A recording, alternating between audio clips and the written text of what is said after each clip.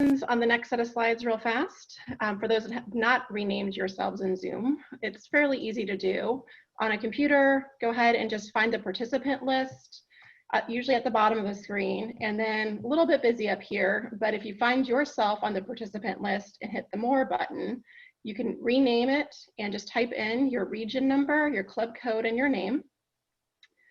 If you're on a smartphone, same process, looks a little bit different though.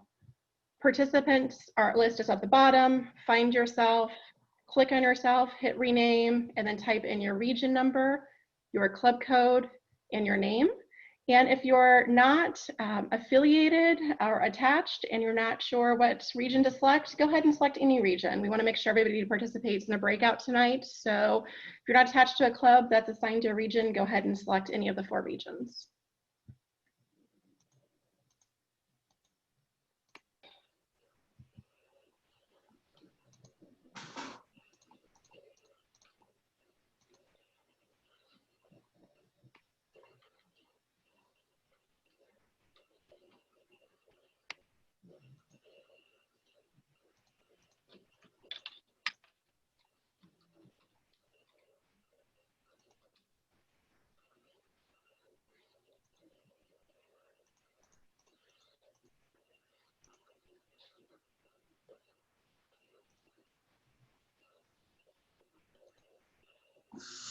Alicia, do you want to give it till about 8:05 and then we'll get started? And I'm sorry, I just got here and you were explaining the cell phone. How do I click into the region on a PC?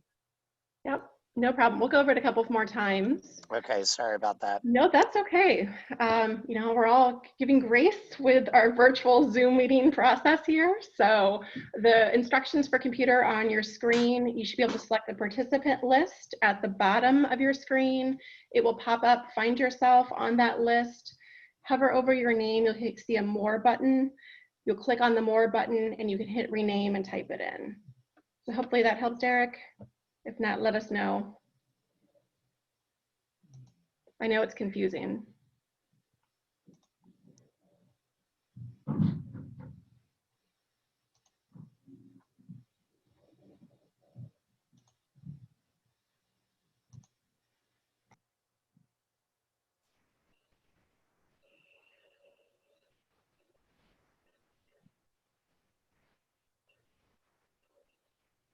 Alicia, I've got a couple of people are asking me to send them the link to register. So I'm gonna. Yep. The link's still available. Yep. Sorry about that. I got to the More and it's asking me to rename. Is that all I do? Yes, go to More and rename. That's exactly it. You got it. Just type in region 3 or? Yep, type in 3, your club code, and your name. 3 club code name. Thank you. You're welcome. Thank you. You passed the test now.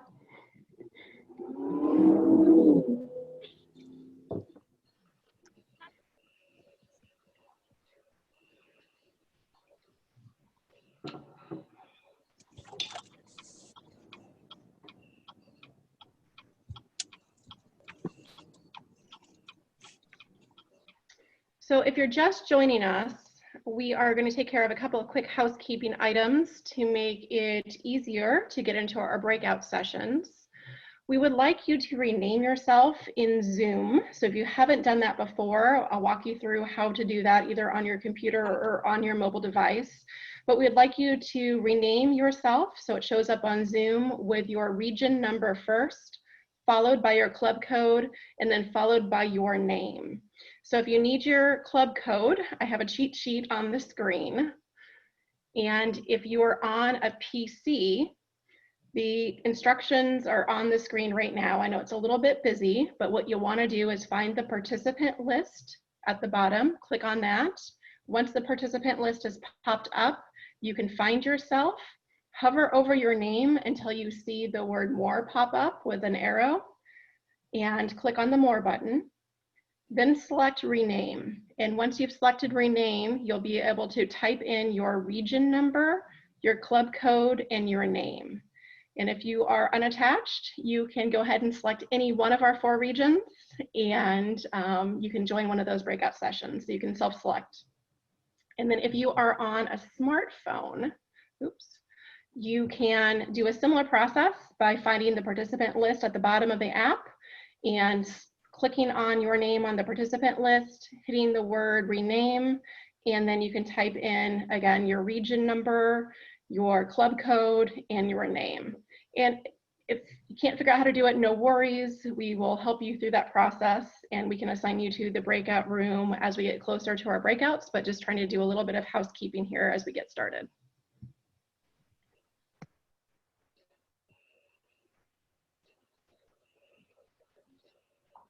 So we're up to about 90. Alicia, how many did you say we had registered? Over 100? At about 125, about an hour before the meeting.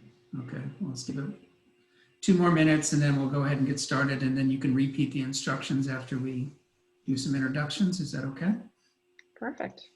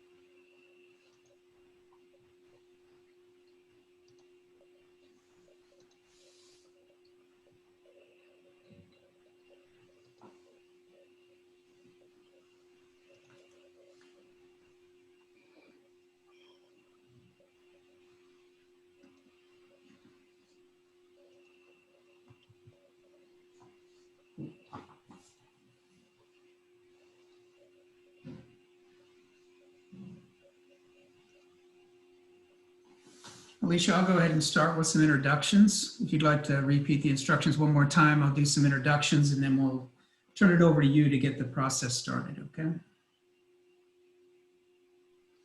Sounds good. So we'll do instructions again really quickly, then we'll go through introductions. But if we haven't met, my name is Alicia Antonetti Tricker.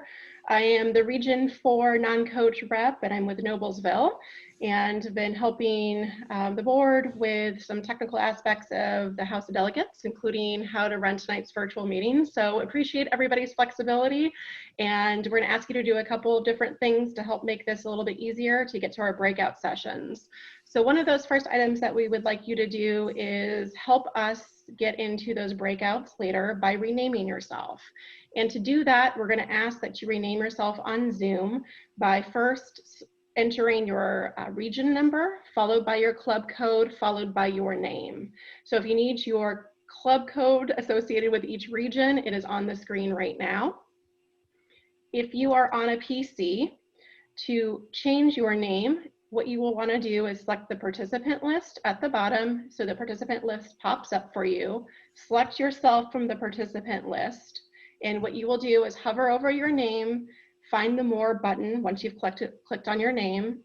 Once you've clicked on your name, click on the Rename button, and then enter your new screen name. And for me, it's 4.nob-Alicia Antonetti Tricker, and hit OK. And again, that will help us be able to facilitate our breakout sessions for our true regional meetings here in a little bit.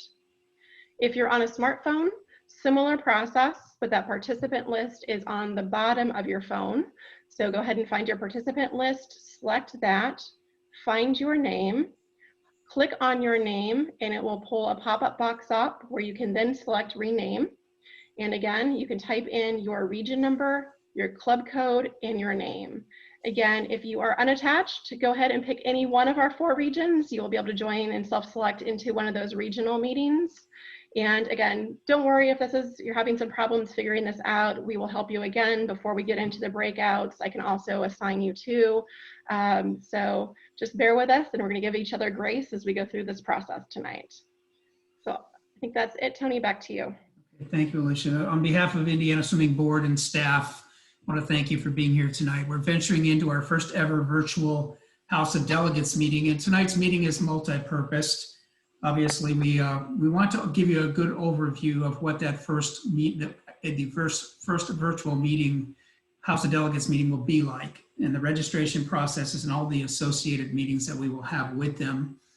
And Alicia will take that over in just a little bit. But tonight's about our region reps, Stuart Henderson and Chad Dillon from Region 1, Chad Bonke and Ben Sutton from Region 2, Tracy Brower and Mike Chapman from Region 3, and Alicia and Tony Santino from Region 4. Indiana Swimming created a advisory tech team, and obviously Alicia is one of them, Arlene McDonald, Mickey Smythe, and myself. And we created a group of people with different type of experience to be able to help us, guide us through this process. And one of the recommendations was to move our region meetings out of the HOD. And so we weren't on Zoom meetings for 5 hours straight, and try to have better communication, a little bit more personal communication about some of the items like technical and things like that, and being able to facilitate better discussion. If we were on a 5-hour Zoom call, it may be somewhat challenging to have that feedback and that discussion. So that is the other purpose. We'll give you some updates from Indiana Swimming and USA Swimming, and some of our chairs, Mike Artem, our technical chair, and Chris Conley, our finance chair, hopefully are on, and they will also kind of go over those items as we go down through the list. At this point in time, I'm going to turn it back over to Alicia. She's put together some great information for you about what the HOD will look like and the process that goes with it. Alicia? Thank you, Tony, and hello again. As Tony said, my name is Alicia Antonetti-Tricker, and we're going to walk through a quick overview of the House of Delegates process for October 3rd. We're going to talk about some preparation for all of us to do ahead of the October 3rd meeting, and to talk about how we're going to execute HOD the day of, and really answer your questions. So everybody was muted in this meeting upon entry, but feel free to raise your hand, and we want to get all of your questions answered today. We're really looking to this group here to take this information back to the rest of your club and delegates that will be attending. So we really want you to become comfortable today with the process and the approach, and to help us think through all these different items to figure out how to take what traditionally is an in-person event and make it virtual and make it successful for all of Indiana Swimming. So on that note, just a couple of quick reminders. The House of Delegates will be held on October the 3rd. There are two key pieces to it. There will be an athlete representatives meeting starting at 11 a.m. Eastern, followed by a business meeting in State of the Sport from 12:30 to 4:30 p.m. Eastern. And the high-level agenda is on the right-hand side of your screen. All of this information is available on Indiana Swimming's website under House of Delegates. So we're just going to cover it pretty quickly today, at least at agenda level. We want to talk more of the mechanics today. We will be using Zoom for these meetings. So we do want to talk about the difference and the different formats that we're using for the various components of House of Delegates. We will be using Zoom meeting for the athletes meeting, and Zoom webinar for the State of the Sport and the business meeting. And there are some differences between those platforms, which is why that we're asking you and your athletes to register separately. So like tonight, where you signed up on a Zoom site to register to get this link, you will need to do the same thing for your athletes to get access to the athlete representatives meeting, and also for yourselves and your other delegates and attendees to get access to the Zoom webinar for the business meeting and State of the Sport. So let's talk about the athlete meeting first. As I mentioned, it will be from 11 to noon Eastern on the 3rd. It will be a Zoom meeting. And what that means is all presenters and participants will be muted on entry, but they'll be able to interact. So they'll have the ability to turn their cameras on, to take themselves off of mute. The chat function will be disabled, but they'll be able to, correspond with each other and talk and raise their hands. So really, it's going to look like a lot like tonight's meeting, where we can all see each other and interact. Again, probably just due to numbers, we'll be able to more easily manage a group of that size using Zoom meeting. Now, when we transition to House of Delegates for the business meeting and State of the Sport, we'll be switching platforms and we'll use Zoom webinar. So that starts at 12:30, but we really encourage you to log in by 12:15 to help us work through the technical elements. We'll ask you to do a lot of renaming like you've just done tonight. So that's why we were doing a trial here. When you enter the Zoom webinar, though, you will be muted and you will not be visible on camera. So the way that the Zoom webinar works, only the presenters or panelists will be able to have the ability to share video and also to talk. Now, of course, we know at House of Delegates business meeting needs to be interactive. So there is a way that if you would like to speak during House of Delegates, you will absolutely have that ability to do that. And so if you would like to speak, what we're going to ask you to do is type that you would like to speak and raise your hand through the Q&A function in the Zoom webinar platform. And again, we'll go over these instructions the day of, but that will be the very big difference between a meeting like this and House of Delegates. And the reason why the committee chose that platform is because the sheer number. It's really hard to see 500 pictures on a Zoom meeting and manage that. So to be successful, to make sure that we're able to execute the House of Delegates meeting, using Zoom webinar was the best platform for us. And that we're just asking you, again, that if you'd like to speak during that, we would absolutely love to have you do that. That would just ask you to chat with us that you would like to be taken off of mute, and we'll promote you to a panelist and give you the ability to speak during the House of Delegates session. We are also going to be doing voting in both the athletes meeting and also the business meeting. We'll be using Zoom polls for both sessions. Athletes will be using Zoom polling for the selection of their representatives. And then for the House of Delegates business meeting and state of the sport, we'll be using Zoom polls. And Zoom polls will be used for the technical legislation voting and also for voting on the budget. We will also be voting on board of directors at the business meeting and state of the sport. And we'll talk some more about this later in today's presentation, but we're going to be using a secure online voting platform called Simply Voting to facilitate board of directors elections. So more on that, but that's going to become an important element for you and members of your team who are designated delegates to become familiar with Simply Voting, because that's going to be a different process than using Zoom. I'm going to pause there. Tony, anything I'm missing so far that you'd like to add? No, nothing at this point. Okay. So let's talk about preparation before HOD. So as I mentioned, you'll need to register, and this information is out on Indiana Swimming's site. So make sure that you register for your athletes meeting if your athletes are attending, and also the business meeting and state of the sport. Those links are on Indiana Swimming's site. The registration deadline for both of those is September the 28th. So we have, 11 days or so to make sure we get our registrations in. And just as a reminder, anybody can attend these meetings. You don't have to be a voting delegate. So I think this is an opportunity for more people to attend HOD this year, since it's offered virtually. We all don't have to drive into a central location. We can join from home or wherever we might be enjoying Saturday, October the 3rd. So definitely encourage participation and get those registration links out to the appropriate members of your club. Alicia, one question that I have been receiving from the athletes has been, do I need to register for both meetings if the athletes were attending? And yes, they do. So by registering for the athlete meeting, that does not register you for the HOD. Correct. Good clarification, Tony. Thank you. Once you register, like today, just as an example, and we're going to be sending this out so you can share it with members of your club, is you will get a confirmation screen with the link, but we'll also send you an email, and that confirmation email will come from Tony. And I just encourage you to keep track of that email, because that is the email that you'll reference to pull up the link to join the meetings on October the 3rd. So if you register for both the athletes meeting and the business meeting and state of the sport, you will receive 2 confirmation emails, one for each part of HOD. Another piece, as I mentioned before, we're really trying to hone in on the voting delegates for each club prior to House of Delegates this year. So I know this is a little bit different for us as well. In the past, you've been able to, make some last-minute changes to who your delegates are for HOD. This year, we really need to have your delegates locked in and confirmed by September 28th.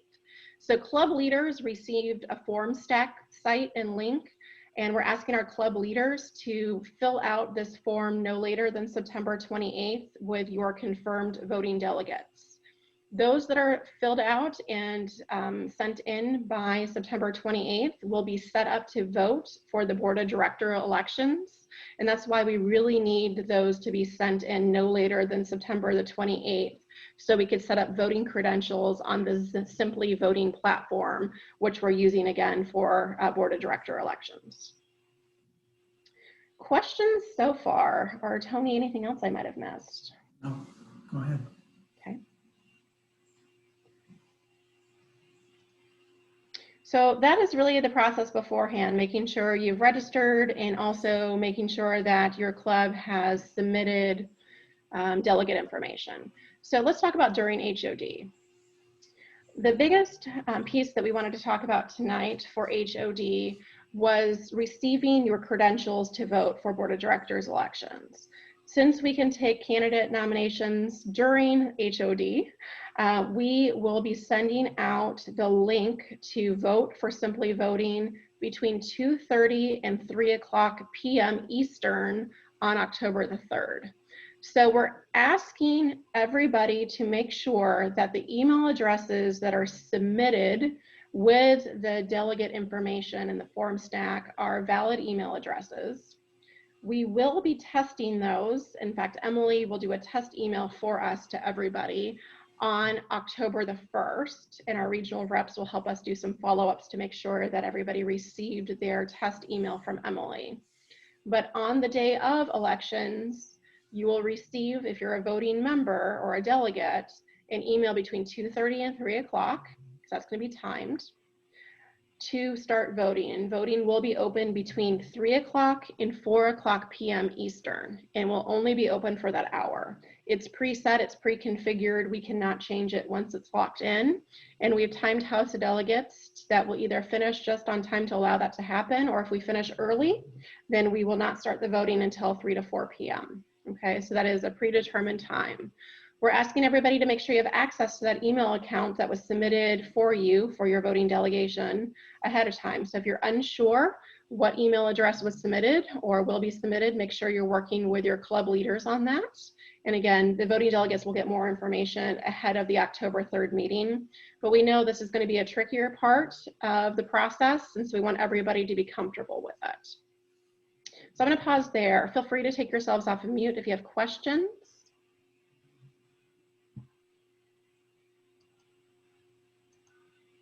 Okay, hearing none.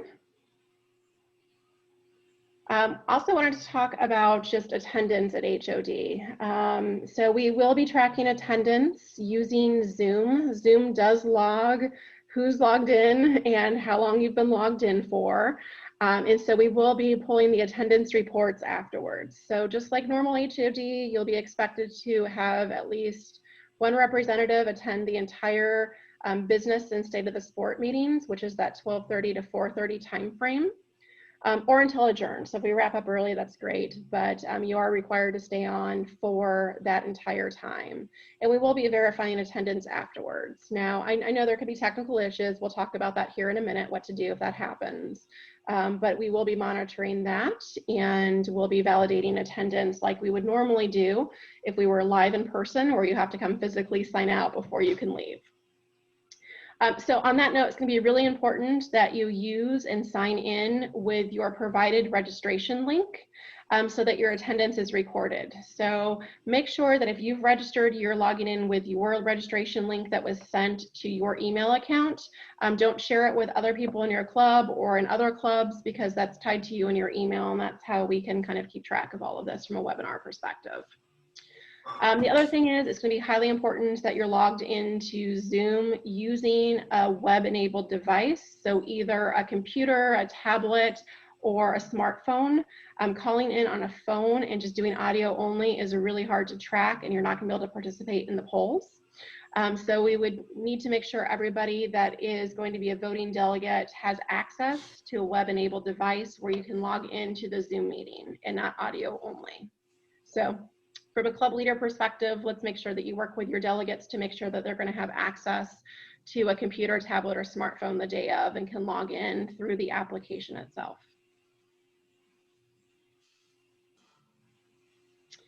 Wanted to go over quickly how we're going to vote for our technical legislation and budget, and this is also how we're going to vote during the athlete meeting. We're going to be doing polls. So if you have not participated in a Zoom poll before, a pop-up will appear on your screen for all participants and panelists.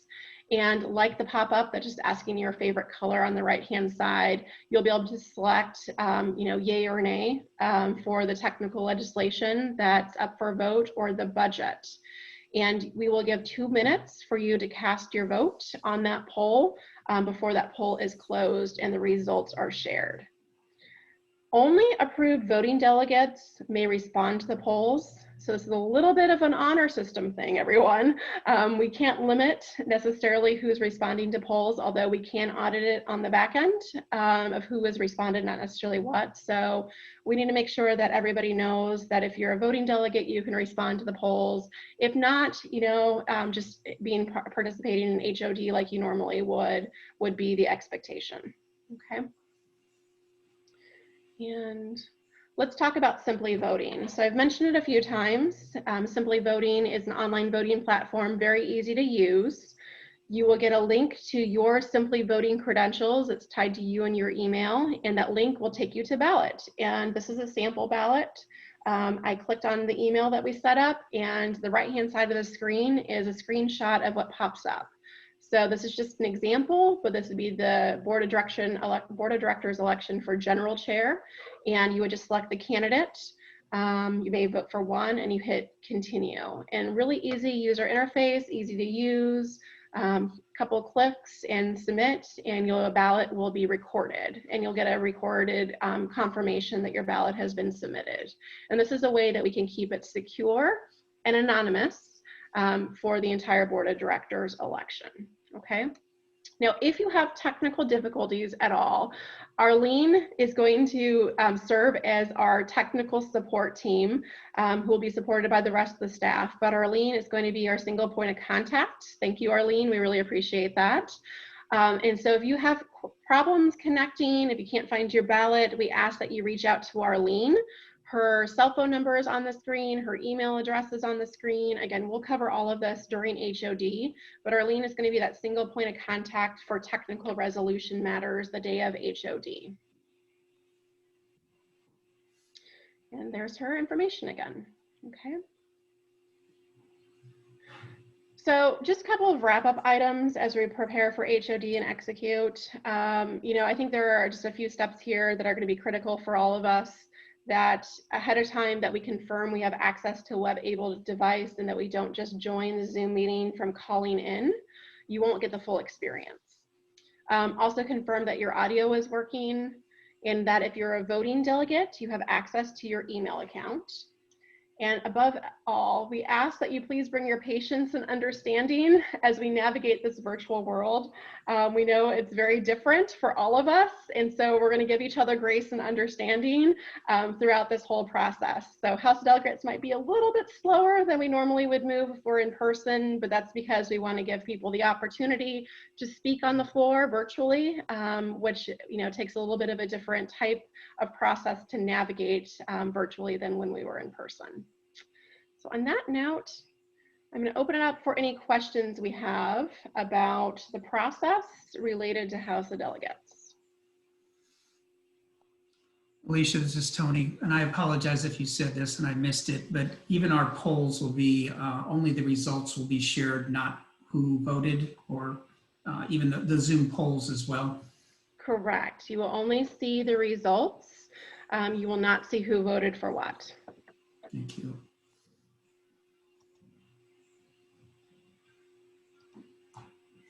Any other questions? This is Ryan Grand with Yorktown Swim Club. Hey, Ryan. Hey, quick question. I know with Zoom, I'm usually logged in with my work account, and I know for this, I gave my just kind of personal account, which is what I use for coaching stuff. Do I need to be on does my login need to match whatever yeah, does that make sense, what I'm asking? It does. So you should be fine if your name is the same in both different accounts. Like if you're logged in as Ryan in both places, we'll be able to attach you to Yorktown. Does that help? Yes, that does. Okay, Thank you. perfect. Thank you. I saw your head down. I just want to make sure. Hey, Alicia, Jeff LeBeau with Newburgh Sea Creatures. I just wanted to make sure, when you were talking about when things we're going to know who's voted and stuff like that, so we will know exactly like real time when the votes are tallied. We just won't know who voted for what, or it'll come up on the screen. How will that work?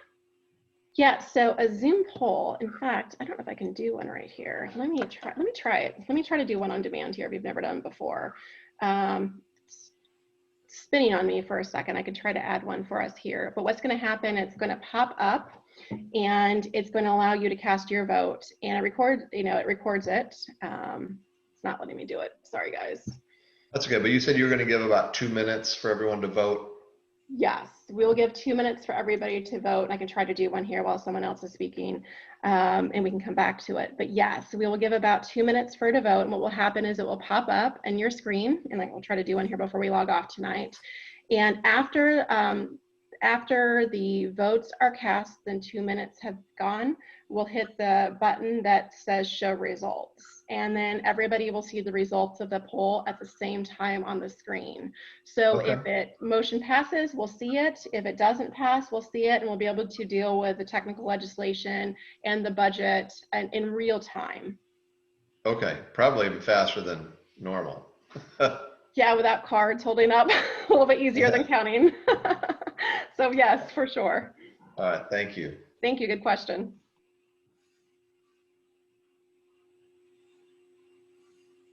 Alicia, we're up to about 101. If you wanted to repeat your instructions about renaming yourself, unless you can see that everybody has. Yeah, I think almost everybody has. We have a couple of folks that might have joined after my instructions. So real quick, if you have not already done so, we would love for you to rename yourself in Zoom. And to do that, we want you to basically put your region number first, followed by your club code, followed by your name. And if you're unattached, you can pick any region that you would like. And I'm going to go back to the earlier slides here real fast. So about 10 people it looks like that needs to do that still. So if you could pick your region associated with your club, and then what you will do is you will select the participant list if you need to rename yourself and you haven't done this before. And if you click on participants and find yourself, if you hover over your name and hit the more button, you can hit rename and then type it in, your region number, your club code, and your name. And then if you're on a smartphone, similar process, just different location, you would look at the participant list, click on yourself, hit rename, and go ahead and type it in. So again, region number, club code, and name. And it looks like almost everybody's had a chance to do that, Tony. I'll keep monitoring it, but I think we're in pretty good shape. Okay. So again, that's for our breakout meetings, which we're going to have after some updates. Alicia, anything else at this point? I'm good, but happy to answer any questions. Just appreciate everybody's time to go over that tonight. I know it's not the most exciting topic, but I think it's going to make HOD go much more smoothly on October 3rd.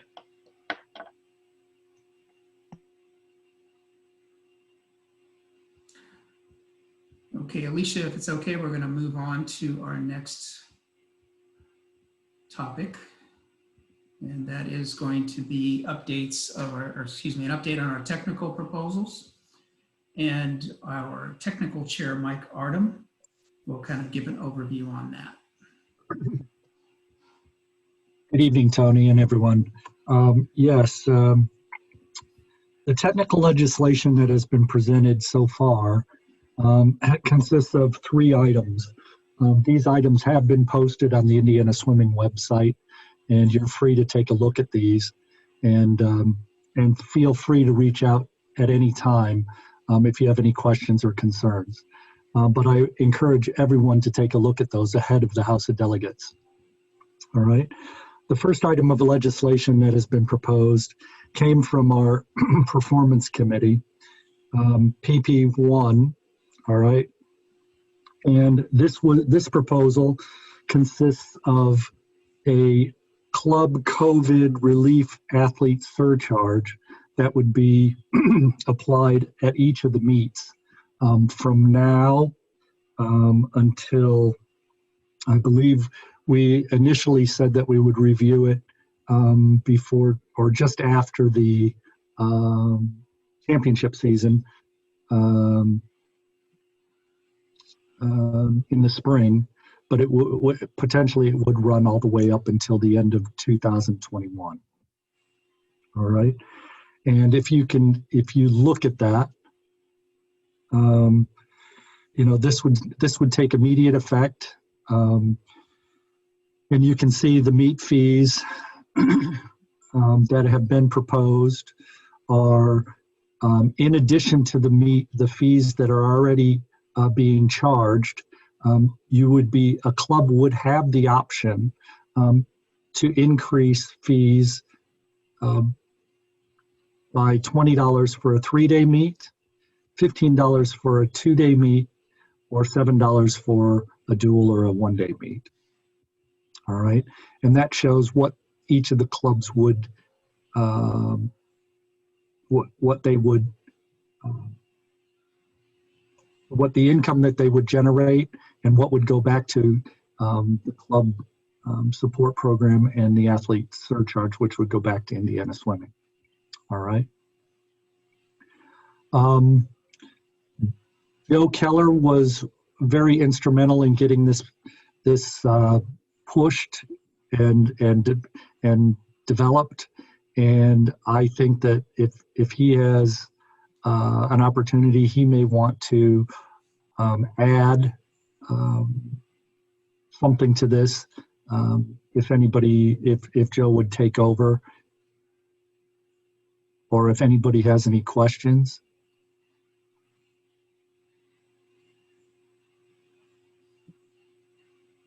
No? Okay. Hi, Mike. Hi, Joe. Yeah, I can speak to it now. I think perhaps maybe Tony perhaps had it later on the agenda, but Tony, what do you prefer? Go ahead and speak to this, Mike. Or Joe, sorry. So this was developed in the performance committee, and essentially we were taking a look at the current situation and what type of hardship that was going to create for clubs, and because the lifeblood of the LSC in many ways with the financial components is teams hosting events and hosting meets and the revenue that's created in that manner. And so knowing that that was going to be severely lacking, at least currently, as we can all observe, then this was an attempt to create some level of sustainability, and as it's titled, relief for clubs, and being able to manage expenditures that would not cause them to make the decision to not host meets and host events. It was also put together to hopefully encourage teams to host smaller events as well, such as dual meets and things of that nature. So it really is created for sustainability. We tried to take a look at what type of fees would hopefully be fair. As we've met with committees, we've heard in many cases it's not enough, but again, we felt that we wanted to make sure that we were being as fair as we could through the legislation with clubs, the membership, and our athletes, and then also with Indiana Swimming. The $2 to the club support grant program, that is then tied to the legislation. That'll be talked about, I'm sure, as we go through some of the budget discussion. And the $2 athlete surcharge is what you would already be paying at this point anyways. So that's already part of the responsibility. So I think that's it. Joe, can you kind of address, this is not something where somebody has to charge $20, but in some of your discussion with clubs that they get to choose if they want to even offer it at all, correct? Sure. Yeah, we've talked for the last couple of years about potential free market type system, and this kind of created that opportunity and really to create a system. I think Alicia mentioned earlier about with the process with HOD of honor and trust, and the same thing here. If facilities are being charged additional fees by the facility, such as for cleaning, custodial, then they have the opportunity to set the fees so they can help cover those expenditures that they wouldn't normally have. In addition to that, then we've heard from a lot of coaches that have said that they're in a good place financially, and even if they can't host their normal meets, smaller meets, that they're probably not going to be assessing this. And so with a little bit of free market system, people are going to have to make decisions. They could look at a meet schedule on the weekend, and if someone is going to try to raise fees just for additional revenue, then maybe perhaps a team chooses to go to another meet that's not going to be assessing higher fees. So, but it's put in place so that it can help teams be able to host events. All of us need teams hosting events, and so that they can cover their cost. Thank you, Joe. Looking at this technical legislation, it should be noted as well that following discussions within the technical committee, we voted for a recommendation of adoption. All right. I'm so sorry I would like to just add something real quick that came up in the senior committee meeting that I think it's important for people who weren't there, that this also allows some smaller teams, or hopefully encourages some smaller teams to be able to host even dual meets, and to offset a little bit of not only their cost, but making it really, the reality is the big invitationals probably aren't happening anytime soon. And this allows a small team to potentially, even in a dual meet situation that fits their facility, generate enough revenue to make it worth it, because we need more teams to host some events. Thank you, Derek. All right. Mike, can I ask a question? This is John Crick, Crown Point. Sure. I'm looking at the legislation, and I just want to make sure I'm understanding this correct, that while the invites can decide yes or no to whether or not, or even dual meets, to whether or not they assess this fee, am I reading it correct that the championship meet fees will have a $22 total dollar assessment to it? Is that correct?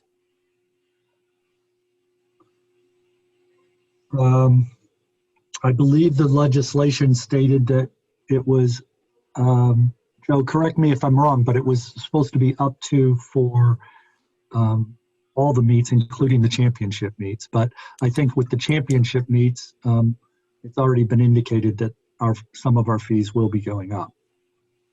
Because the way it's written, it states, it doesn't say up to, it just states $22 total. Correct. So that will be assessed irregardless. Is that correct? Correct. As it is written, correct.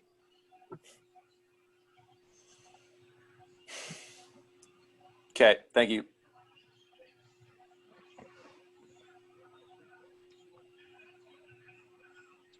All right. Any other questions?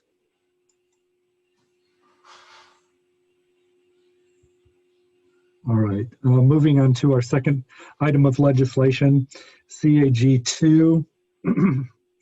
This was a proposal that came from the age group committee, and it is basically outlining a change to the qualification period for age group state and divisional meets for the age group kids.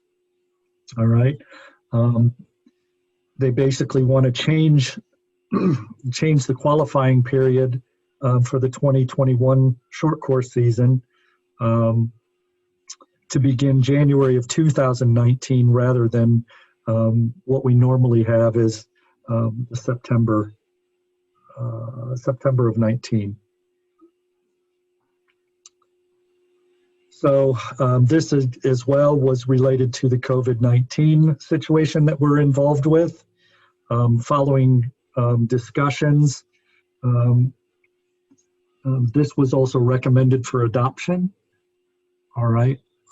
Amy, I don't know if you had anything to add, if there was anything specific through the age group committee that you wanted to discuss. Hi, everyone. Nice to see some of your faces. Haven't seen you in a while. Yeah, right now we just, as the age group committee, this actually came about pretty early on during the COVID-19 scenario. And it was just something as we were canceling our championship meets, you know, we're looking at some of these kids didn't have that opportunity. We didn't know when the opportunity would come about to compete again. So we wanted to give our kids every opportunity that they could have. Hopefully that we will have the opportunity to have a championship meet this season. So if anyone has any questions, I'm happy to answer those for you. Thank you, Amy. Any further questions? All right, we'll move on to our last point of legislation. It was the bylaws legislation that was presented by Bradley Jacobs. All right, and basically this was an item of legislation where he proposed that we add a member to the board of directors for diversity, equity, and inclusion. All right. Unfortunately, in further discussions with Bradley, we talked to him that this legislation was incomplete, and we asked him to, for a number of items that needed to be completed in order for us to move the legislation forward. He did fail to do that. So the technical committee recommended rejection or defeat, and that was because the proposal was incomplete, and it would have to be presented to not only the Indiana House of Delegates, and if they did vote for it, in favor of it, there was a possibility that it would be rejected by USA Swimming. All right. This item may come back at some point in the future, but as we discussed with Bradley, we needed to have more complete legislation in order to move this forward.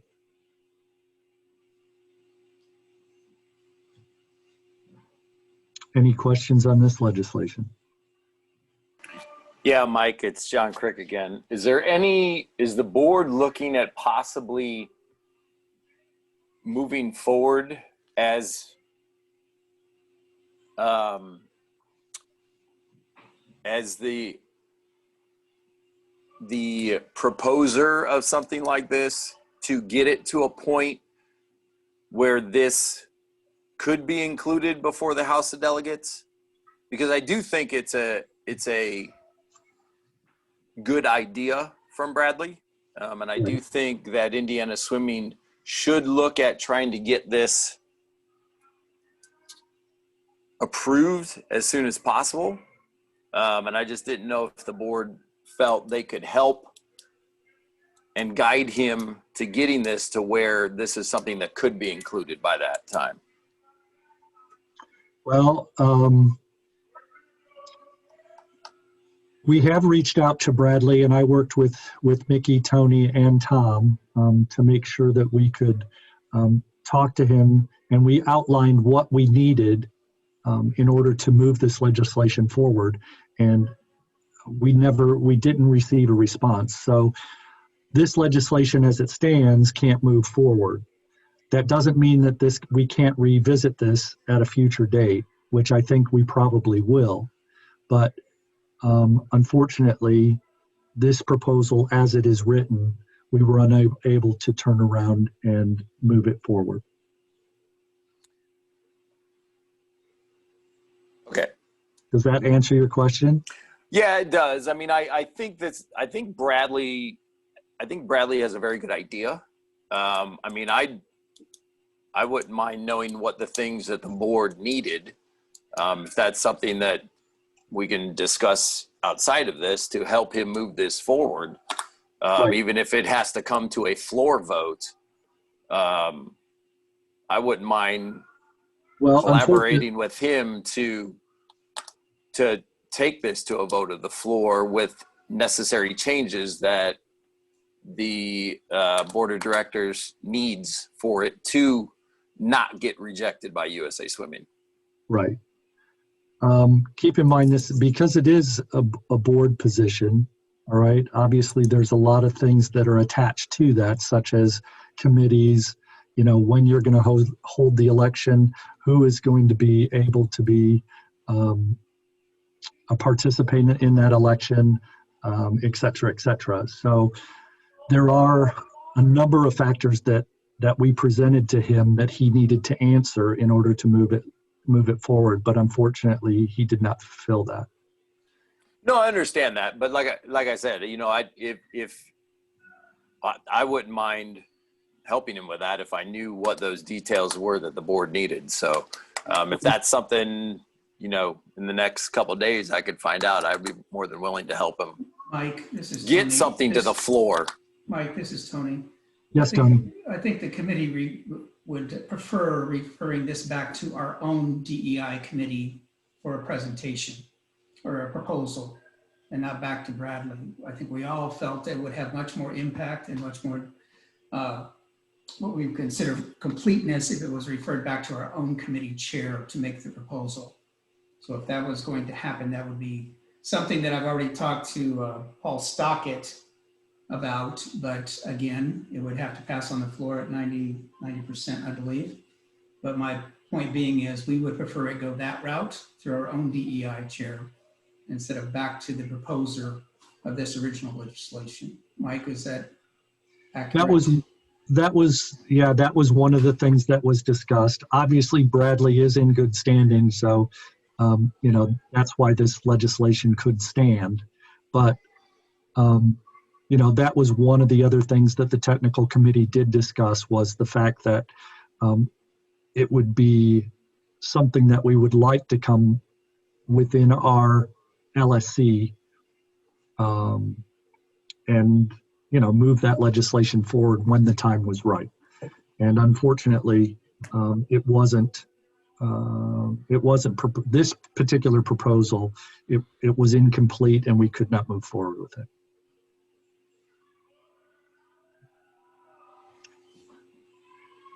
So a proposal could come from the floor. But correct. Yes, that's correct. A proposal could come from the floor, right? And that is a possibility that we may see happen. All right. But obviously we would need the 90%, 90% of the vote to pass it. Okay. All right. Those were our 3 items of legislation. All right. I think that covered everything that the technical committee had been asked to address. We anticipate we may have something come to the floor, as Tony said, but we don't know of anything at this point.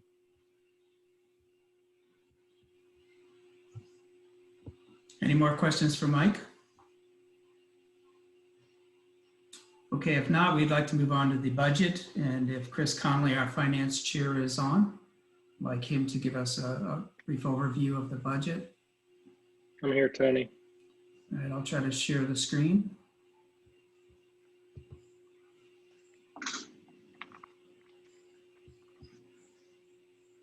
There we go, Chris. Okay. Good evening, everyone. Like Tony said, I'm Chris Conley. I'm the Budget and Finance Vice Chair. One of my main responsibilities is to help prepare and present the budget. Just a quick reminder or review of how the budget gets to this point.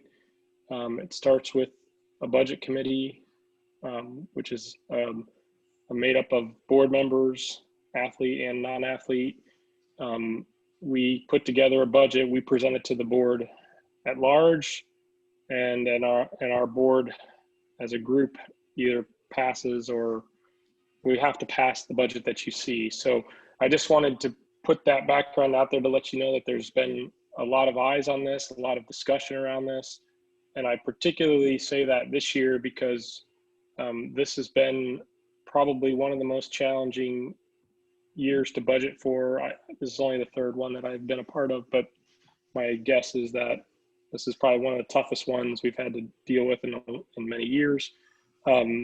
What you see before you is also posted on the website and was also in the email that Tony sent out. We wanted to show last year's budget against this year's budget for a couple reasons. One is just because of this year being such a our fiscal year ends August 31st. That was a year that is not a common year in terms of actuals because of COVID. So we wanted to show you what we would budget for in a normal year. Going into last year, we thought it was going to be a normal year. And then to the left is what we have proposed for this year.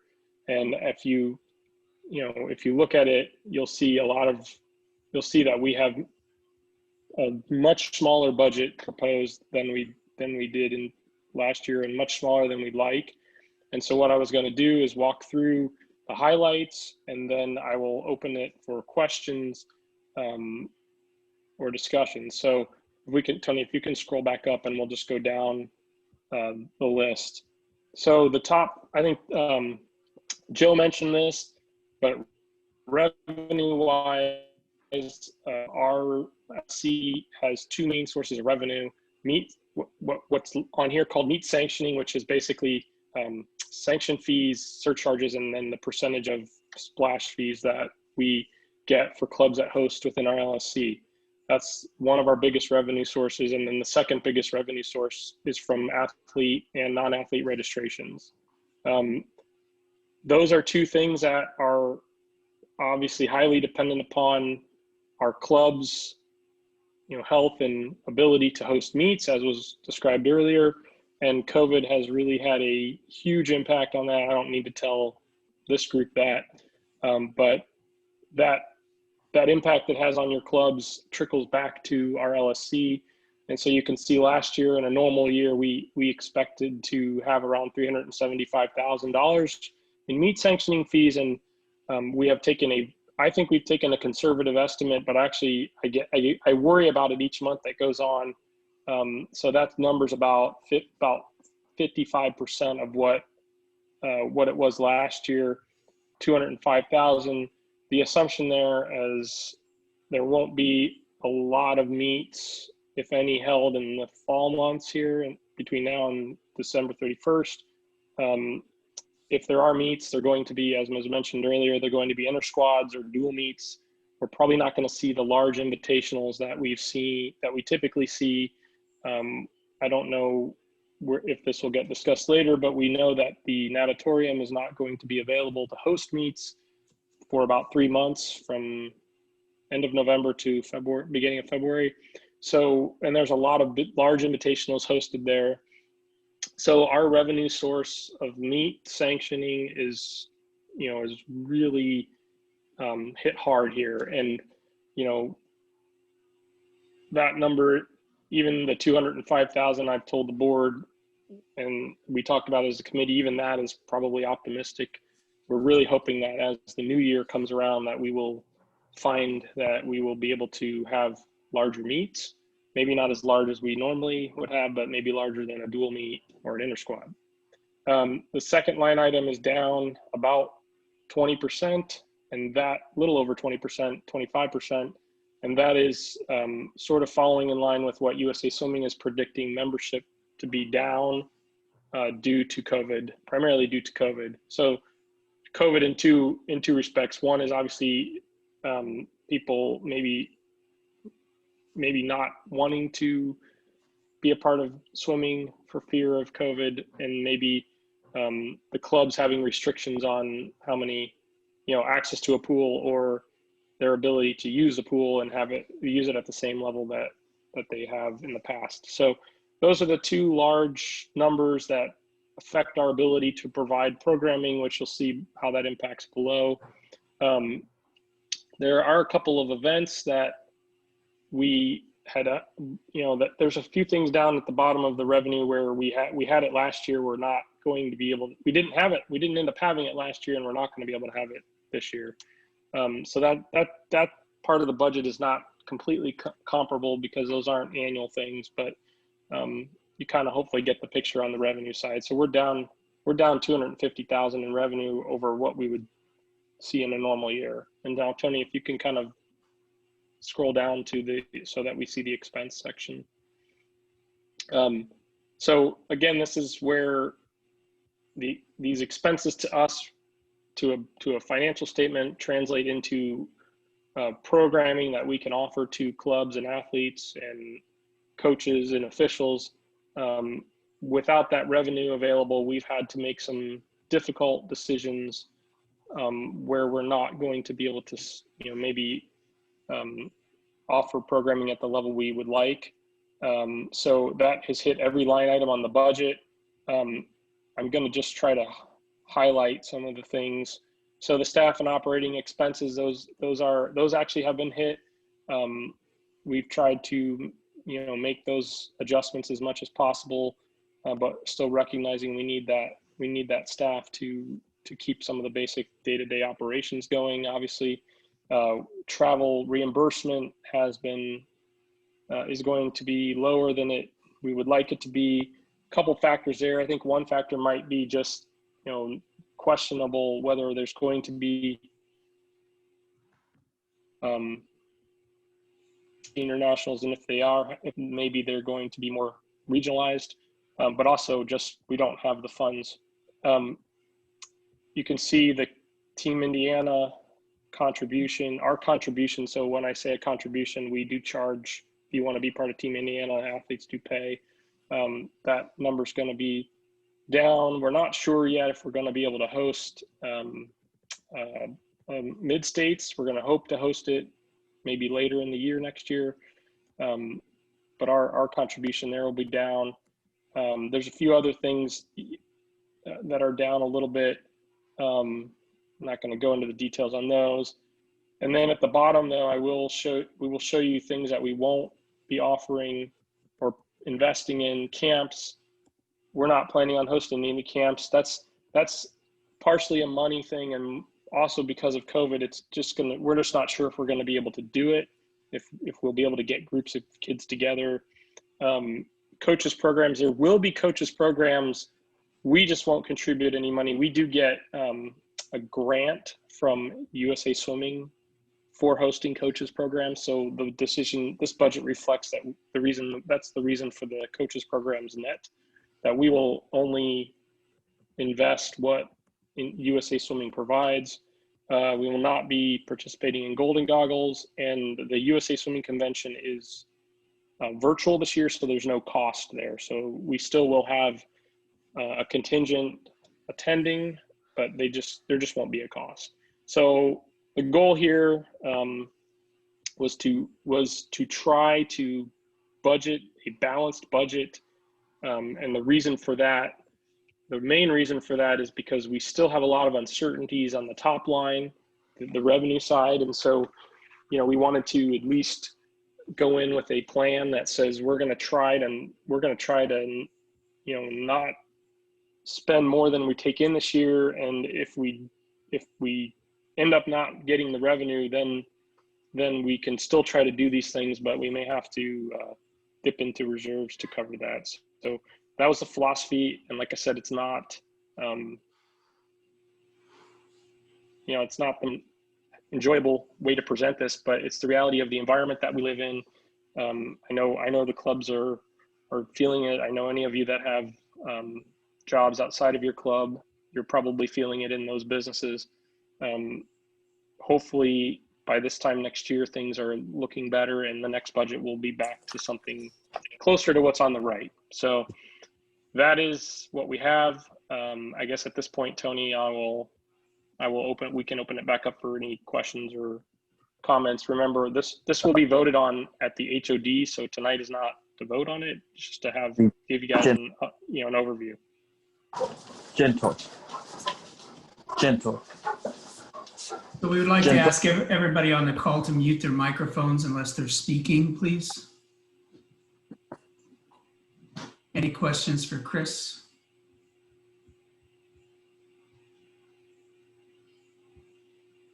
Do we have any numbers of what the actuals were this year? So between the payouts on grants, what we're actually bringing in and meet revenue, what we're projecting by the end of this year we're going to bring out and meet revenue? We do, but we're still working on that. Since the year just ended August 31st, we're still working on the financials. It usually, year end, it usually takes about a month to get that done. But I would say that the numbers that you see on the budget are for next year. It's somewhere in that range. I'd have to get the numbers. I don't have it. If it's probably something I can have better answer for at the actual HOD.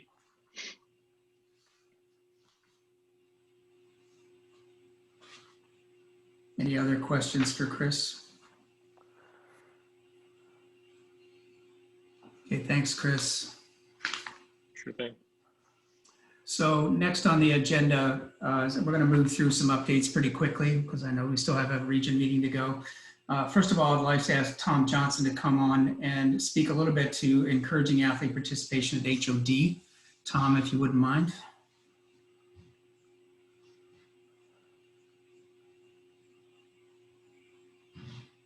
Thank you, Tony, and thanks to the technical committee, the budget committee, the task force that's worked on HOD this time of year. Lots going on with Indiana Swimming. Appreciate all their efforts.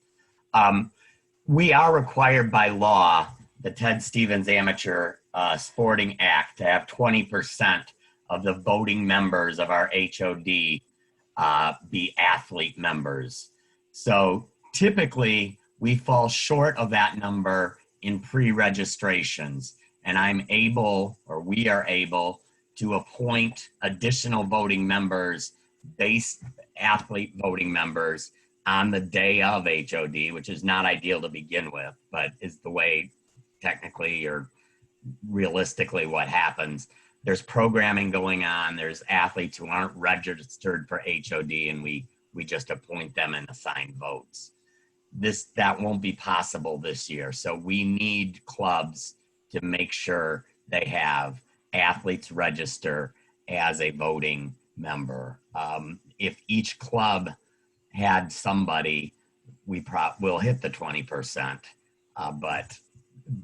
and it really requires almost that many to make that happen. So really encourage you to do that. There's a reason for that legislation. It was groundbreaking legislation from 40 years ago, but it's still important, and our athletes need to be empowered to have a role in our sport. So I'd ask every club to take the time, choose an athlete an athlete to have your club vote and participate in our HOD. Thank you. Thank you, Tom. So moving forward, as you know, USA Swimming had limited sanctions to teams only within their own LSC up through the end of September. This past week, USA Swimming opened up those boundaries to teams outside of the LSCs for sanction approval. Indiana Swimming has adopted that as well. and we have updated our sanction process, but still all of our requirements for sanction in Indiana swimming are required for approval. So as well, teams moving across or going to meets across borders or teams coming into Indiana, please make sure that we're following all safety guidelines and protocols that are required by the state, local, and facility guidelines. And you guys have done a great job of probably setting the standard of keeping things safe for our athletes, and that's why the high schools are using your model for other sports. So let's continue to adhere to that. Along with, just add one more thing onto your list, you will also be receiving an Indiana membership survey, and that will come out at the beginning of next week. And this is to gain some information back to assist us in our strategic planning as we move forward on October 3rd and 4th. The recording of this meeting will be posted on the club on YouTube and linked just through that, linked in a secure link to our club and town hall and regional meeting tab on the website. That will be up tomorrow after we've had the opportunity to download it on Indiana Swimming's website. So we are recording it and we will post it. An update about the Athlete Leadership Summit. Our athletes have engaged with James Leith again. He is the presenter that worked with our athletes back in April. We had hoped to do an in-person workshop with James, which has obviously been put on hold. So the athletes had a Zoom call with James, and we are moving the Athlete Virtual Leadership Summit to October 10th from 10 to noon, and look for more information to come out on that early next week. To update us a little bit on championship meets this year, throughout the year, I'd like to ask Joe Keller to speak about that and a little bit about our planning calendar and open water. Joe, would you take on that role? Sure, Tony. Do you want to post the planning calendar? Share that. For some reason, my Adobe password is not working and it kicked me out. So Alicia, unless you've got the copy that you can do it, otherwise we'll just have to wing it. It's fine, no problem. So with the performance committee, this has been probably the area that we have just been on a weekly basis looking at and what's up and coming with the meet schedule, starting with the championship meets this past summer. And so, and it continues to be a big topic of discussion in senior and age group committee meetings that we just had here recently. Then I think probably it's fair to say that our number one topic, our number one priority, I should say, is the March championship meets. And I think this then too ties back to some of the legislation from earlier, because what we know as traditional and some of our championship meets may not necessarily be that way. And as an example for meet host, when we are able to have one stipend available, but yet we may need to use that facility, then it's going to be important for hosts to be able to host these events. And so as we talked with the senior and age group committee meetings, then as I said, the number one priority was hosting these meets, even if it meant split sites, time finals, different event formats. No matter what, our number one priority is to see that we have some type of championship meet in March, and that's assuming that things would, continue to approve. But for us to be able to see the type of numbers at a age group state meet and to think that it's realistic for that to happen doesn't look promising now. So we, as a performance committee, are starting to look at those events and how we can manage those moving forward. And we'll be having proposals that'll be coming forth as well. As you look at the planning calendar, then you will be able to see in June, it'll be June 30th, the Indiana Swimming Open Water State Championship. Currently, we will be joining Ohio for that event, as we did 2 years ago. So it is planned to have an open water championship, but at this point it would be in Ohio on Wednesday, June 30th. In addition, the summer championship meets, you might recognize that one thing that was not carried over from 2020 was a Swim Fest event. So we will have a separate and traditional senior championship meet, July 15 to 18, and an Indiana age group state championship meet, July 23, 25. And then the divisional meets would fall over the weekend of July 30 and August 1st. So all of those being in more of a traditional date. The other thing I did forget to mention about the spring championship meets, the senior state meet had been approved for it to be a short course prelim, long course final. Now that will be a short course event only, and we will retain the short course time standards as well. Tony, anything else? Any questions for Joe? Thank you, Joe. Alec, would you cover the virtual coaches clinic? And Alicia, if you have that flyer, would you mind popping that up real quick? Yeah, absolutely. This year, again, we've engaged Megan Esteen of Eastern Iowa Swim Federation. She actually has 2 talks for us that have been pre-recorded, and those will be up for viewing here for a couple days starting on Saturday.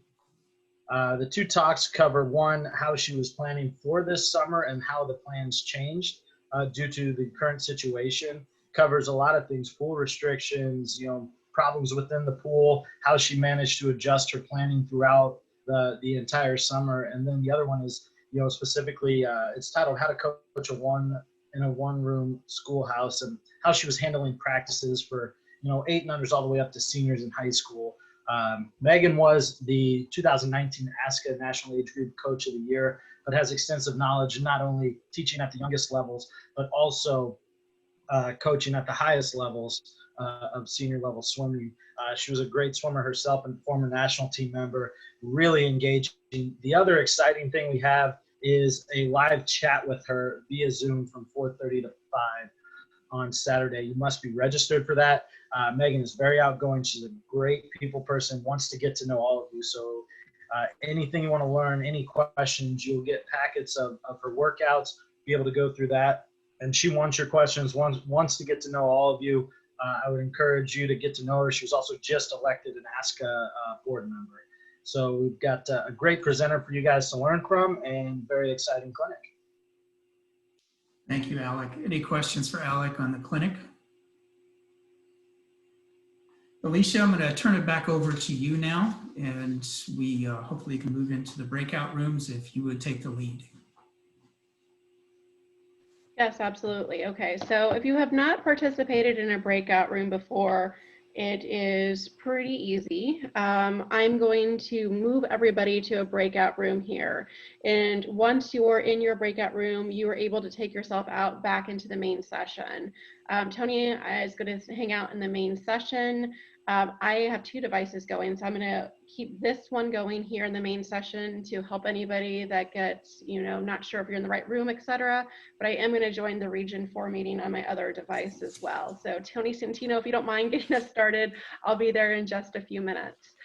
Tony Young, how much time do we want to allocate to these regional discussions, just to set some expectations to get everybody back? So annually at House of Delegates, we have taken up to 20 to 30 minutes, I believe, on an average. Is that sufficient for this evening? I think so. So let's say we'll be back here together at, let's say 20 minutes, since we talked about the group as a group already, the technical legislation. If you need more time, you can message back and we'll do some checking back and forth between the different groups. So if you happen to get disconnected, Don't worry about it. You can log back into the Zoom meeting and we'll get you resituated, and I'll be monitoring both the main session and the breakout rooms, but your controls will allow you to flip back to the main session. And also for regional reps, don't worry about it. We can force you all back into the main session as well if you need to. So we promise you won't get lost. We'll help you out through this. It is pretty painless, but if you get stuck somewhere, log back in and we will get you over to the right regional meeting. So on that note, I'm going to open all of our breakout rooms, and we will start our breakout sessions, and we'll hand it off to our regional representatives. And so you should be seeing a pop-up button that's asking you to join your breakout room, and just go ahead and hit join.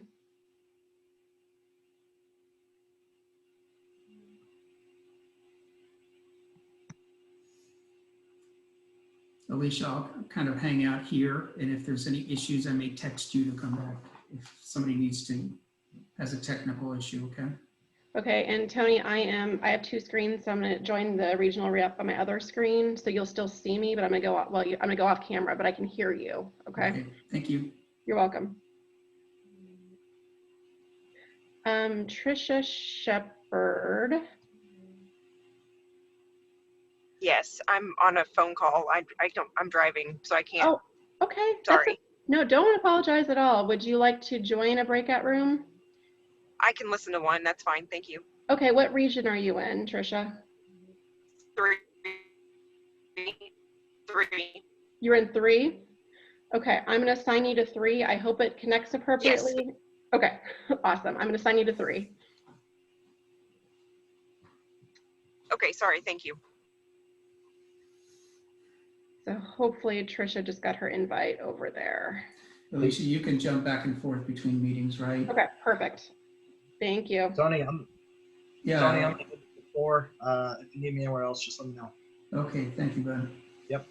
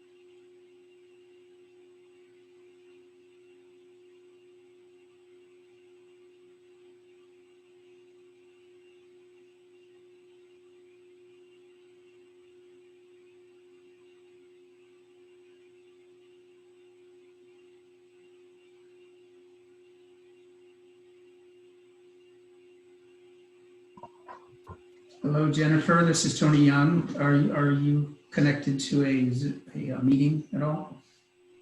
I was trying to. What region are you in? 2. Alicia, if you can hear me, Jennifer King's trying to get to Region 2 meeting. Hang on, Jennifer. We'll see if we can get you there. Okay. You see a little pop-up screen, Jennifer? Yes. All right, click join.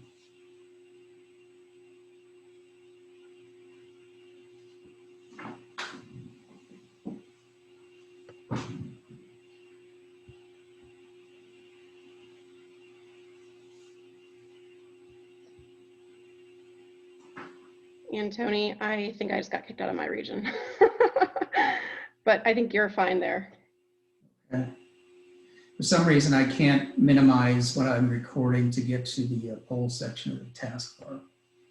When I try to minimize, it says I can't minimize. It says you cannot minimize Zoom when you're recording this meeting for some reason.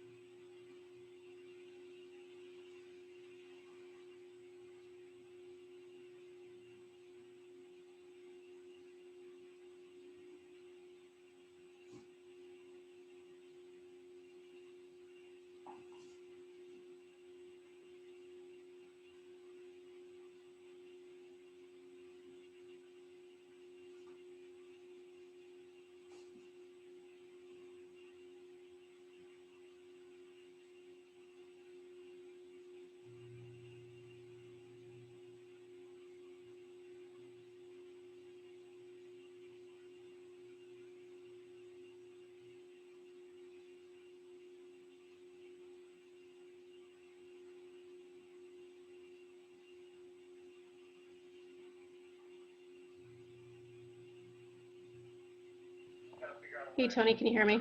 Yeah, I can. I can't hear you. That's weird. Can you hear me now? Oh, I can now. Yep. Okay, sorry.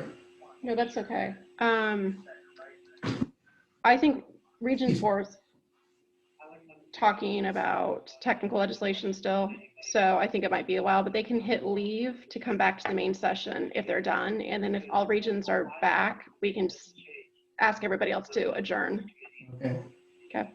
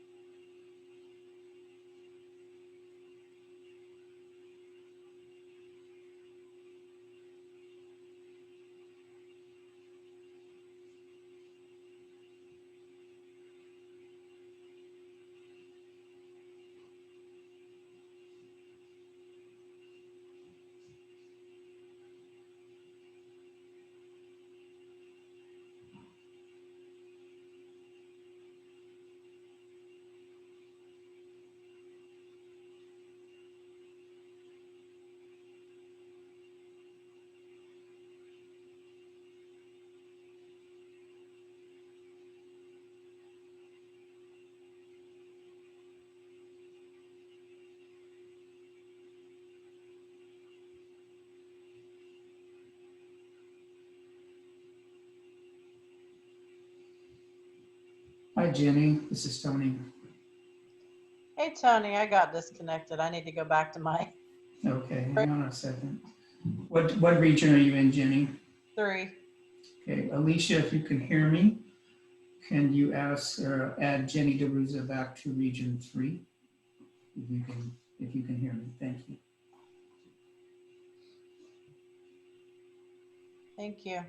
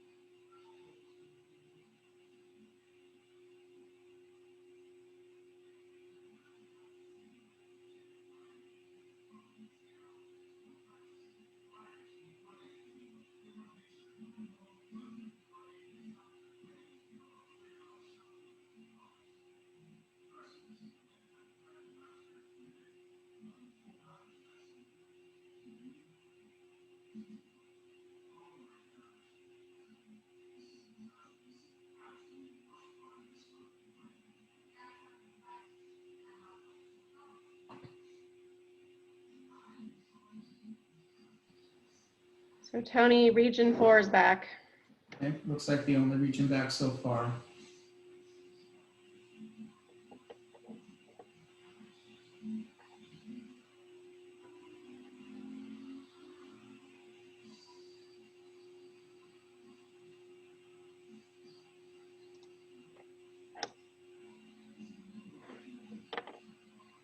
The breakout rooms work okay, Alicia?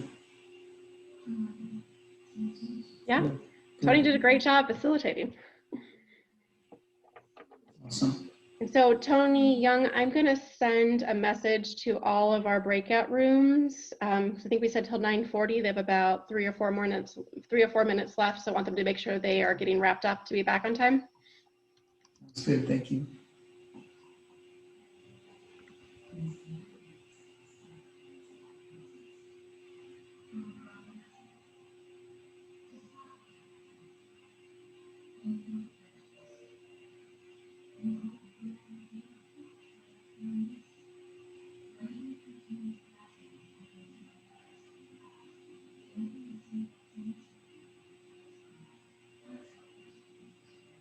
Just for the record, Tony, I have a Region 4 is pretty well stacked with a lot of people that know what's going on, so I was well represented. That's good to know. Apparently you did a great job.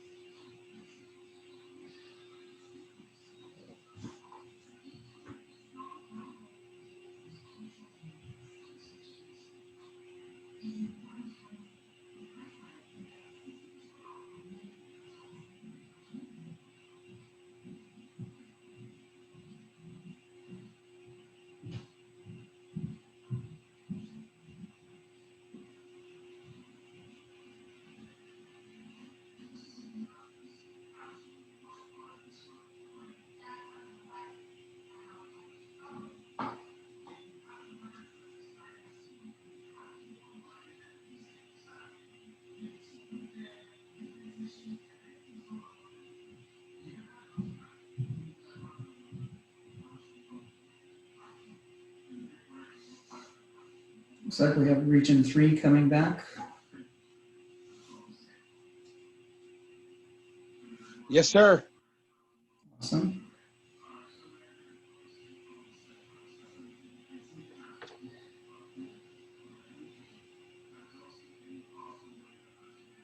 And Tony, I can close all the rooms for everybody and bring everybody back here in a couple of minutes if we'd like to do that. Give them a couple more minutes if they're still in the deep discussion.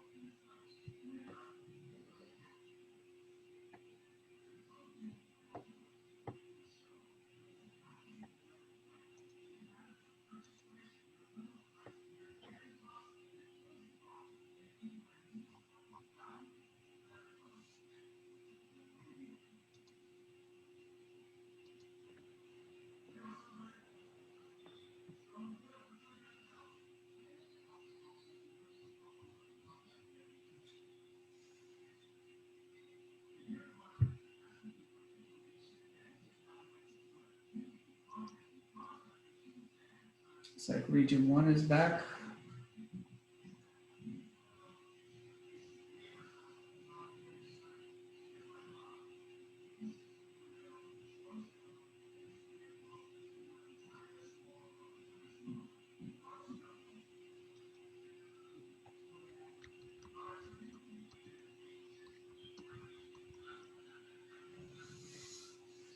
Want to tell Region 2 to wrap it up, Alicia?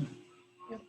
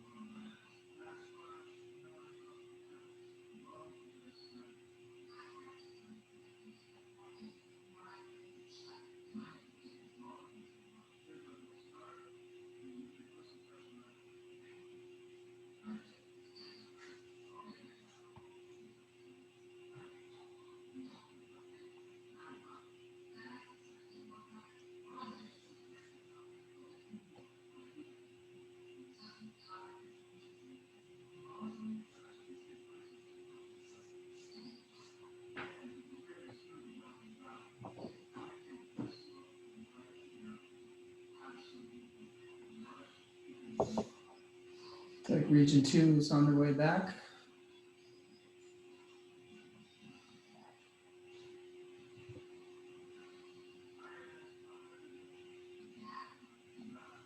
Can you see if everybody has closed out of the meeting yet?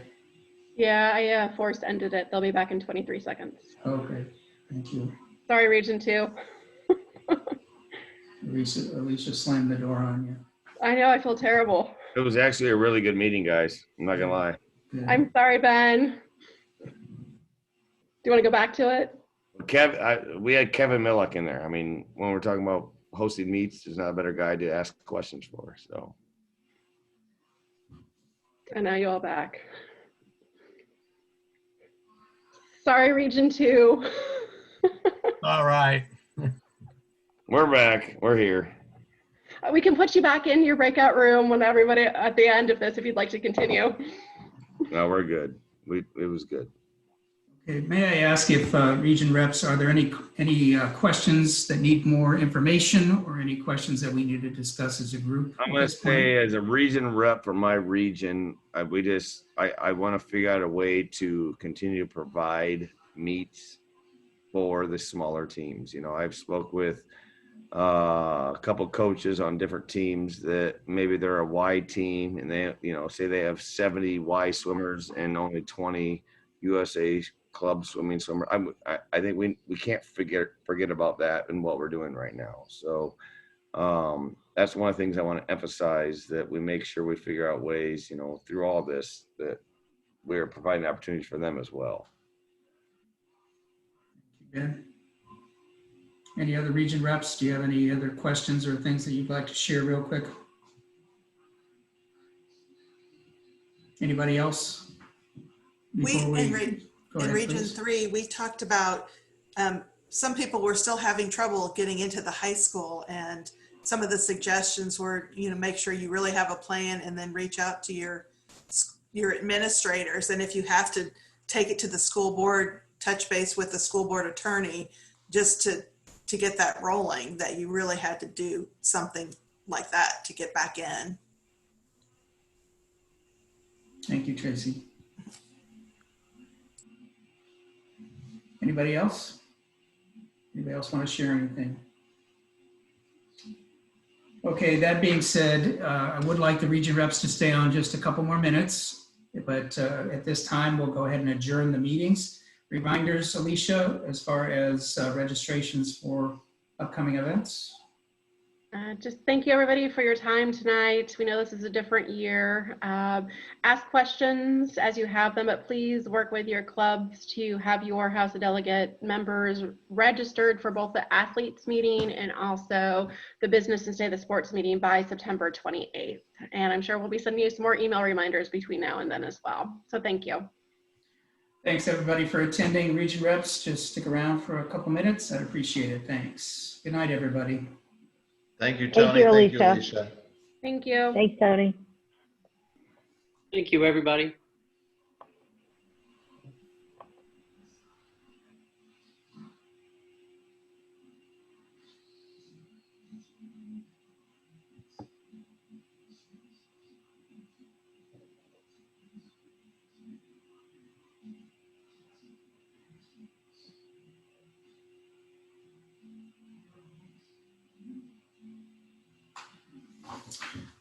Okay, let's see how many we got.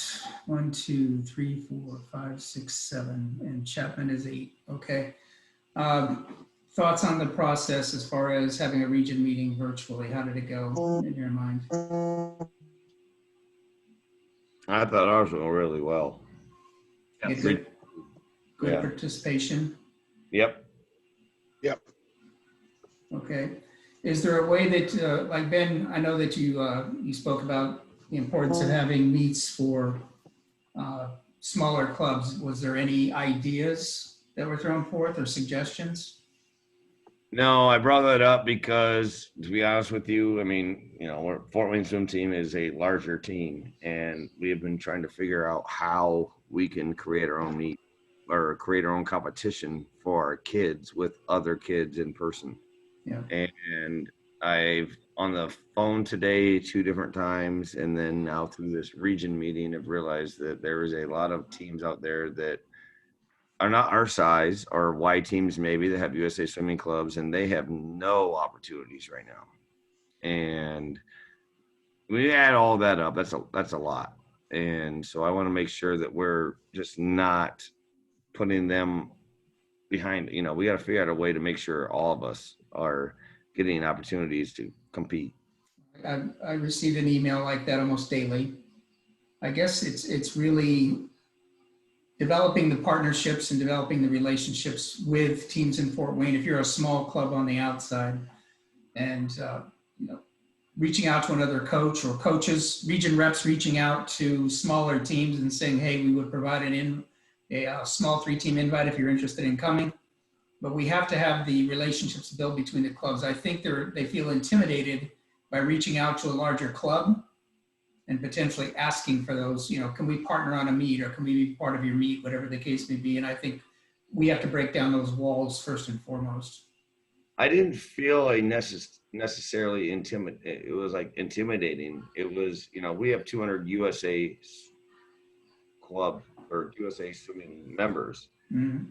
They might have 70 members, but only 20 of them are USA swimming members. Right. So what do we do there to accommodate that?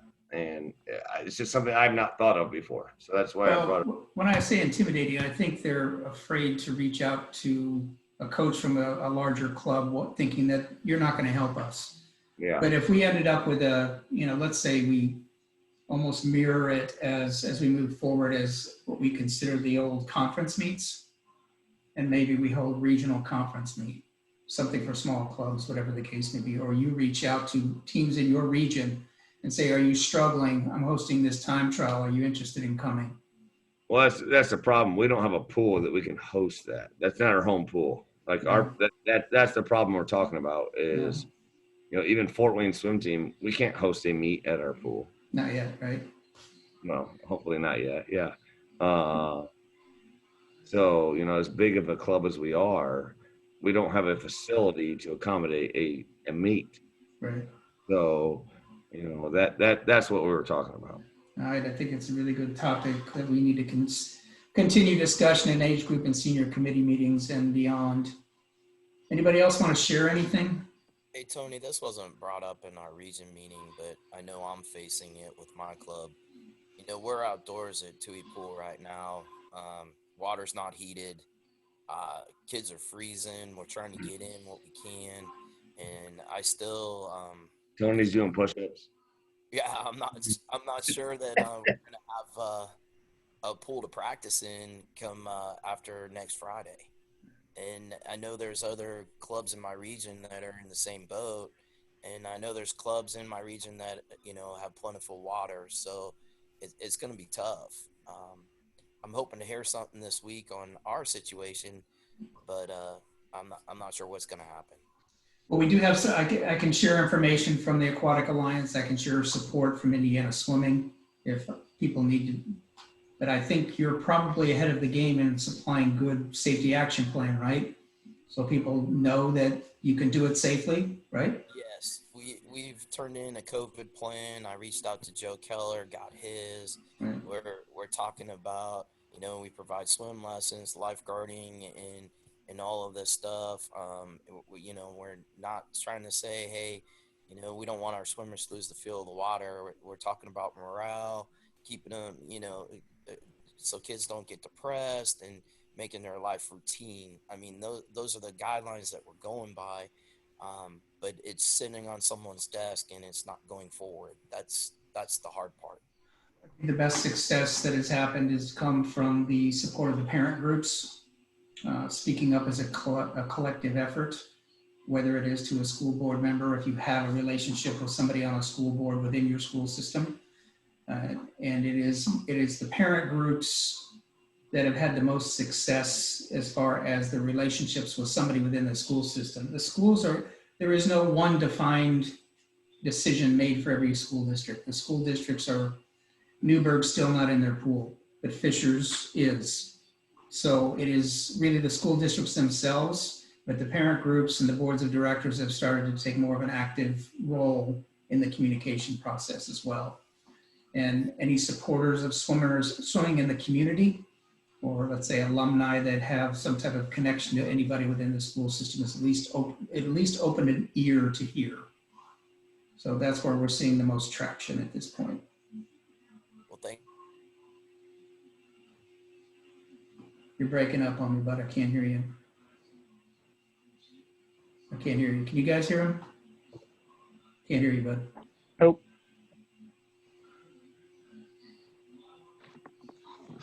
Sorry, your lip syncing, man. All right, there he is. Internet went out on me. I thank you for your advice. I'll keep pushing forward and see what we can come up with. Well, give me a call if you want to discuss further. Thank you. All right. Anything else? Did you guys talk about elections at all? Yes. Did we get somebody to run in Region 4, I believe, right? We got someone to ask where to send it to, but that was about it. Nobody jumping up and down, huh? It's so exciting. Why not? But Tony, I have a couple people we're going to reach out to as well. So if we don't get any nominations going to Brad, we will do some outreach. I'll work with Tony on that and get at least a couple of people interested in potentially running for that role. All right. Well, in the survey that I'm going to send out, it asks about, do you have access to your pool and what the struggles are that you're incurring. So please fill out that survey. That way we can get some good information for the overall from the overall LSC. Thank you, guys. I think this is the most active that we've seen region reps be. So I appreciate your communication, and hopefully this is going to help us move forward. So Alicia, thanks for everything. There's this has been taking a lot of your time, but I think tonight hopefully will set us up for a successful HOD. Chapman, how you doing? He looks like he's chilling. Looks extremely comfortable there. Chappie's chilling. That's what he likes about Zoom and not have to be at the HOD. All right, unless there's anything else, I'll let you guys go. You good? Yeah, good. All Thank right. you, Tony. Good night, everybody. Thanks, Tony. Thanks, Tony. Nice job. Bye. Thank you.